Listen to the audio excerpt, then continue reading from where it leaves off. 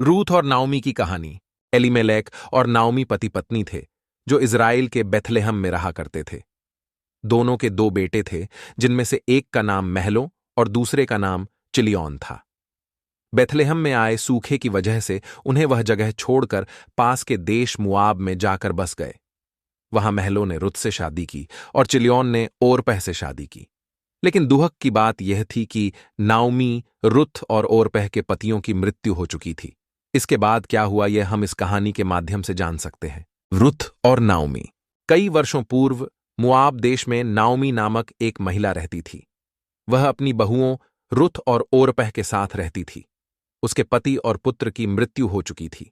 रुत को इस बात की चिंता थी कि उनकी दोनों बहुएं रुत और ओरपह विधवा थीं और वे दोनों इस तरह से पूरी जिंदगी नहीं बिता सकती थी। इसीलिए एक दिन नाओमी रुत और ओरपह से कहती है, तुम दोनों बहुत अच्छी जो, और तुम इस तरह से विधवा बनकर नहीं रह सकती। अपनी माता पिता के पास जाओ और दूसरी शादी करो, अपना जीवन फिर से शुरू करो। नाओमी की बात सुनकर ओरपह मान जाती है, लेकिन वहीं दूसरी तरफ रुत उसकी बात को नहीं मानती और वह नाओमी के साथ रहने की जिद करती है। इसी बात पर नाओमी रुत से कहती है, तुम यहां क्या करोगी? मैं वापस बेथलेहम जाने वाली हूं। तुम मेरे साथ नहीं आ सकती। मैं आपके साथ क्यों नहीं आ सकती? मैं आपके साथ रहना चाहती हूं और आपके साथ बेथलेहम जाना चाहती हूं। रूथ ने नाओमी से विनती की। नाओमी ने रुत से कहा, तुम मोआब देश की हो और बेथलेहम इज़राइल में है, वहां तुम्हें एक विदेशी बनकर रहना पड़ेगा। लोग तुम्हारे साथ कैसा बर्ताव करेंगे यह मैं नहीं जानती, इसीलिए तुम वहां मेरे साथ नहीं आ सकती। नाओमी की बात सुनने के बाद भी रुत मानने को तैयार नहीं थी। वह नाओमी के साथ रहना चाहती थी। जैसे तैसे रुत ने नाओमी का मान लिया और वह दोनों बेथलेहम के लिए रवाना हो चली। दोनों ने बहुत ही लंबा सफर तय किया और रास्ते में उन्होंने नेबो पर्वत भी देखा, जहां से मोसेस ने कनान देश देखा था। मोसेस एक नबी, पैगंबर, जो ईश्वर का संदेश लोगों तक पहुंचाता था, जिसने मिस्र के हिब्रू लोगों को जालिम फेरों से आजाद करवाया था। रुत और नाओमी बेथलेहम में। नाओमी बेथलेहम की ही रहने वाली थी। वहां पहुंचते ही लोग नाओमी को पहचान चुके थे। बेथलेहम के लोगों ने दोनों का खूब ख्याल रखा और उन्हें खाने के लिए खाना भी दिया। लेकिन दोनों दूसरों पर आश्रित नहीं रह सकते थे।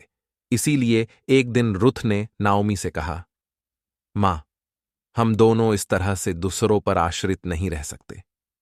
हमें खुद कुछ करना होगा।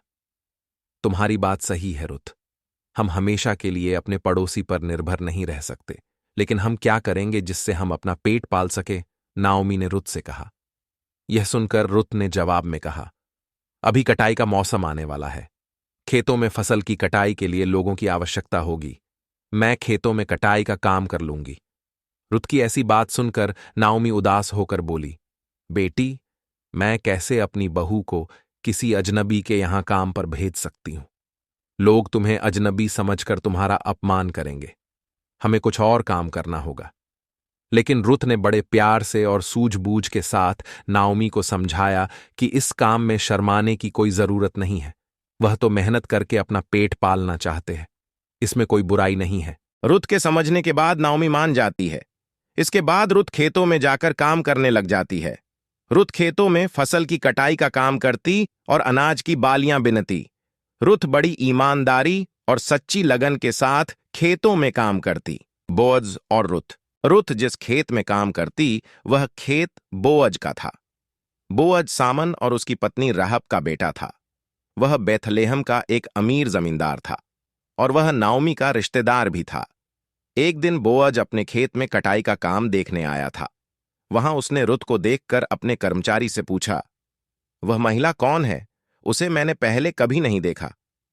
कर्मचारी ने बोअज को जवाब दिया, मालिक, वह रुत है, मोआब की रहने वाली।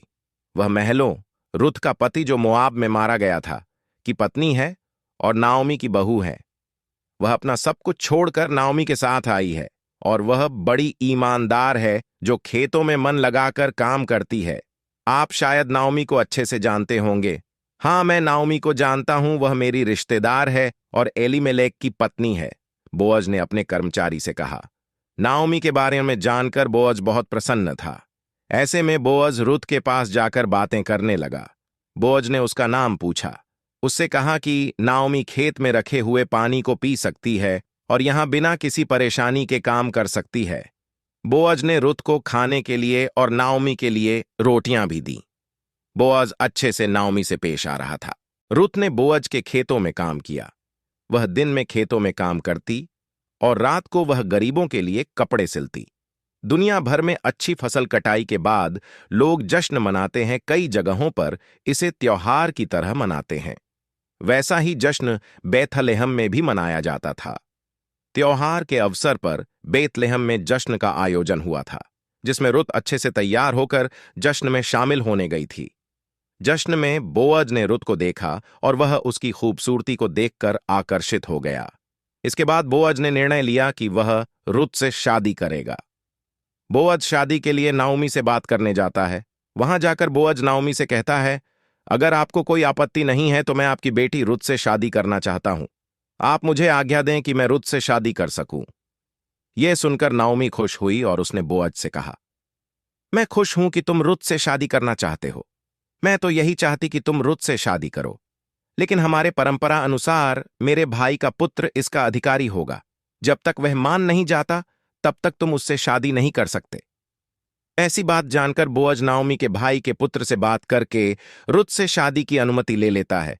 इसके बाद बोअज रुत से शादी कर अपनी आगे की जिंदगी जीता है। तो यह थी रुत और नाओमी की कहानी, जिसे बच्चों के लिए लिखा गया है। अगर आपको यह कहानी अच्छी लगी तो इसे अपने दोस्तों के साथ जरूर शेयर करें और हमारे YouTube चैनल को जरूर सब्सक्राइब करें।